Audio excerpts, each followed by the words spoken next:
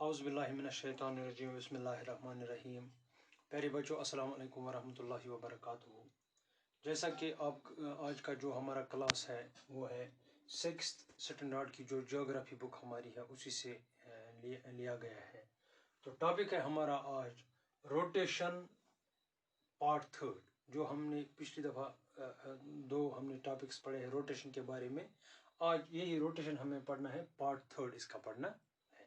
तो रोटेशन क्या है ये आपने पढ़ा भी है और आगे हम पढ़ने जा रहे हैं।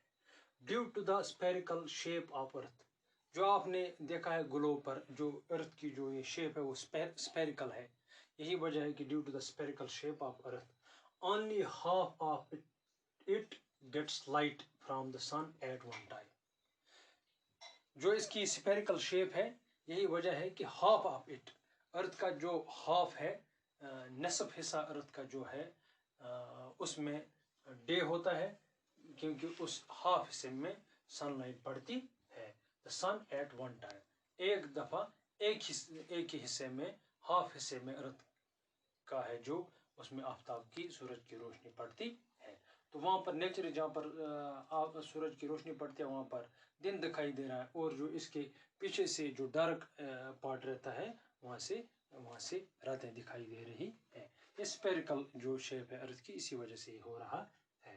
The portion of earth facing the sun experiences day, वो जमीन का वो portion, the portion of earth का वो पोर्शन, वो पार्ट जो सूरज की तरफ जिसकी ये फेस हो, जिसकी पोजीशन सूरज की तरफ हो, जिस साइड से अर्थ की जो पोजीशन है वो सूरज की तरफ हो, वहाँ पे क्या होता है, वहाँ पे एक्सपीरियंसेस, सन एक्सपीरियंसेस डे, तो वहाँ पे डे आ जाता है, दिन बन जाता है, दिन का चलना शुरू हो जाता है।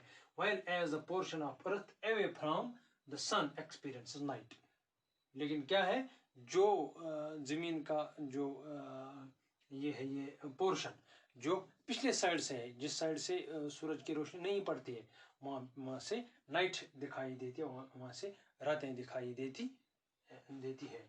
The circle that divides the day from night is called the circle of illumination. वो सर्कल जो डे को नाइट की सूरत में फिर तब्दील करने में मदद देता है उसको बोलता है सर्कल ऑफ इल्यूमिनेशन। यहाँ पर मैंने जो ये ग्राफिक आपके लिए बनाई है, ये है नाइट, ये जो स्फेरिकल अर्थ की जो शेप है जिसको हम अर्थ बोलते हैं, इसका जो डार्क साइड है ये नाइट है, जो आगे वाला साइड है ये डे है, क्योंकि आगे वाले सन पर डायरेक्ट सन, आगे वाले हिस्से पर, आगे वाले पोर्शन पर सन की जो लाइट पड़ती है, रोशनी पड़ती है आफ्ताब की, सूरज की, तो इसी वजह से यहाँ पे दिन नज़र आता है, वहाँ पे पूरी लाइट आती है इस पोर्शन में। और जो इसके अपोजिट जो पोर्शन है, इसके पीछे जो पोर्शन है वहाँ पे अंधेरा हो जाता है, जिसको हम नाइट बोलते हैं।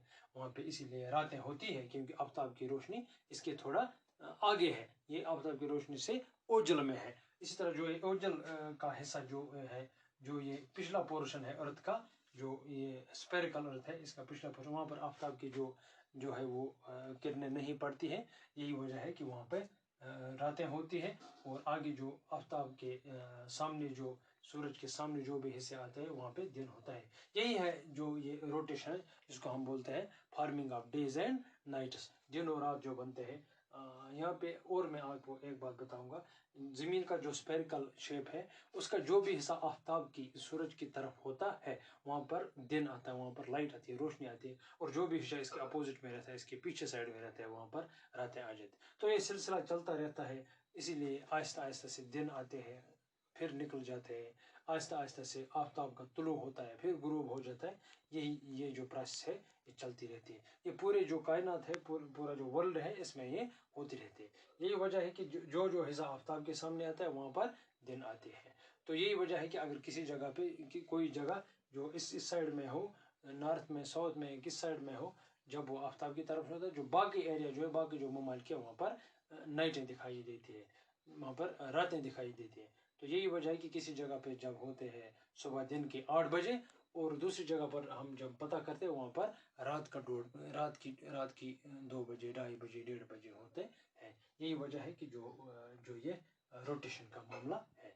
तो تو یہ تھا آج کا ہمارا جو ٹاپک ہے 6 اسٹینڈرڈ جیوگرافی کے حوالے سے what is the rotation of earth part 3.